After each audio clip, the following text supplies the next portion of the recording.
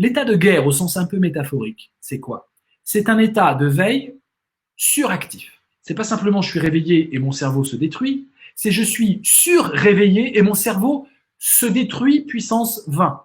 C'est-à-dire que je suis vraiment, et donc j'ai besoin du sommeil. L'état de guerre dans la vie, c'est un état de survigilance, de surconscience. Et vous avez des états comme ça. Vous et moi, on a des états comme ça. Parfois, notre énergie se porte au devant dans un effort immédiat, interrelationnel, avec des gens avec nous que l'on connaît, et on y va. Et on va au combat de la vie. Et là, nous sommes en survigilance. Et c'est un moment grisant, c'est un moment proche du bonheur. Lorsque je parle de l'expérience du bonheur véritable en parlant par exemple de la navigation et de la voile, je vous renvoie à une petite vidéo qui s'appelle comme ça, l'expérience du bonheur véritable sur les navigateurs, et j'en parle beaucoup dans mon livre sur l'ambition. Évidemment qu'on a besoin de ça dans la vie. On a besoin d'être en guerre dans la vie. Alors comprenez bien, je ne parle pas de la guerre atroce qui fait couler le sang, je parle de moments de survigilance et de déploiement concentré de l'énergie. Je ne vais pas me répandre, je vais essayer de focaliser mon énergie dans une tension. Et cette tension de la guerre, on la retrouve aussi dans le rêve. Les rêves sont tendus, contrairement à l'usage qu'on fait du mot rêve. Oh, ce n'est qu'un rêve, je suis dans un rêve. On a l'impression de quelque chose de vaporeux, de mou, d'intangible, voilà. Mais en fait, quand on réfléchit un peu, cette vision du rêve pacifique, tranquille, serein, ouaté, cotonneux, oui, il est cotonneux parce que nos sens sont amoindris et qu'on a des hallucinations.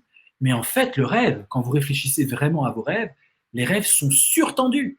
Les rêves se projettent et on a toujours des objectifs. Soit c'est d'essayer de courir parce qu'on fait du surplace, soit c'est d'essayer de fuir les monstres. Fuir des monstres, si c'est pas une tension de survigilance, qu'est-ce que c'est? Soit c'est essayer de discerner si l'autre en face est vraiment l'être cher que je connais par cœur ou quelqu'un qui est transformé.